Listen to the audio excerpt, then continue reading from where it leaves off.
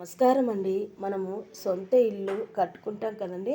మరి సొంత ఇల్లు కట్టుకున్న తర్వాత గృహప్రవేశము చేస్తాము.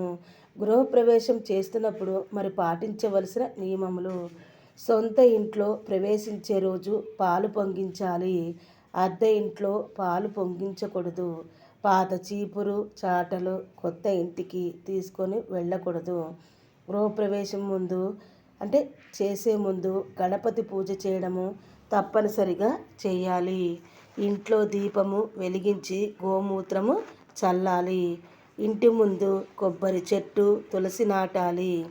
ఇంకా ఇంటి ముందు గుమ్మడికాయ కట్టాలి. నిమ్మకాయ గడప దగ్గర ఇరువైపులా ఉంచాలి. మరి గృహప్రవేశం చేసిన రోజే సత్యనారాయణ స్వామివారి వ్రతము చేసుకోవాలి. ఇలా చేసినట్లయితే మనకి అన్ని విధాలుగా కలిసి వస్తుందని చెప్పవచ్చు.